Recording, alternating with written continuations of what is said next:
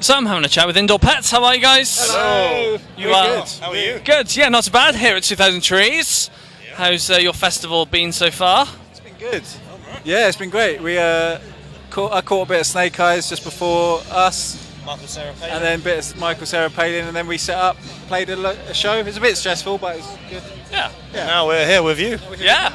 Loving life. How's your festival been? Not too bad. Busy. Busy? Which is I good. can imagine, that's good. Some good bands around. You hoping to catch them later? Yeah, Yeah, I hope so. Should I go exploring, I think? See who we run into. Yeah. Nice. It's not been too long as well since you last released your latest record. Yeah. For those who've not heard it, tell us a bit about it. It's called Pathetic Apathetic, which is also the title track. I think that's how you say it. And we wrote it over sort of a weird. We wrote half of it before lockdown and half of it after lockdown, and so it's got a sort of interesting juxtaposition there. Blended it all together. Yeah, right? blended it all up over the last sort of year or so, and then came out in May. It's doing all right. Good. And the sound that you created with this record, was it the sound you wanted to make, or is it just how it turned out? I think we went in with definitely an intention to do something a little bit heavier. Like, we've always considered ourselves like a rock band. We wrote some pop songs that are rock songs with we want you to remember them, catchy melodies or whatever. But a lot of people would say like, oh, you're much heavier live than on record. So like, right, this record is going to be a bit heavier properly. Yeah. And go for that. And I think we achieved that, or at least people seem to think we have. Definitely felt like natural from like finishing Be Content, our first album, and then so like our first album took 2013 to 2018 to make, and then we was like, right, this second album's not taking 5 years, and then bang, massive pandemic, life-changing event, and it took 5 years, but there we go. No, yeah, I think. One will not take 5 years. I was Yeah, gonna we say. can hope. Sure. We can definitely hope. Yeah, it felt like a natural.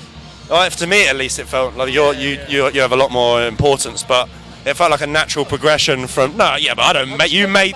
Yeah, but you do more than click a mouse. It just felt natural. Like nothing felt like we were trying to be heavier than we naturally felt. I guess. Yeah. Yeah, I think there was a bit of rage in there that Jamie needed to get out, and I think he channeled that in nice ways that are still pleasant to listen to. But there's definitely a bit more pissed off. I don't know. Yeah. Yeah. And have you now started writing towards the next one? Just started. Yeah. I'm actually guilty of not listening to all the demos yet, and I'm in big trouble for that. And it's been unspoken all day. No one said anything, and I'm not bothered, mate. yeah, cool. I actually did listen to one, and I think it's brilliant. So I'm hoping that'll tide me over at least to the end of this evening. Where They're always fun, like hearing Jamie's demos, like when he first sends like his bedroom demos over, and then like you have like what you think it sounds like, and then everyone else gets their mitts on it, and then it just, in my opinion, usually gets better, and you're like, oh right, okay. But yeah. Yeah. Nice. Do you know what direction you're wanting to take it? I think it'll be more of the same. We always just try to we got a sound. It took us a long time to build that sound, and then we just sort of push on the edges a bit. So we pushed, a little bit on the heavier things. We did a little bit with some electronic stuff that we haven't really been doing at festivals because it's a bit of a thing to lug around. But I think we'll keep pushing on that. Different techniques of how we make records. I think the idea is that the next one will be a bit more like a band playing in a room, but don't quote me on that because I'll get... Not a band playing in a room 5 years apart from each other. Yeah. Yeah, exactly, yeah. That's the hope, is that we get a bit more of all four of us, because the last one was not made with all four of us in the room, because we couldn't. So I'm looking forward to giving that a shot, I think.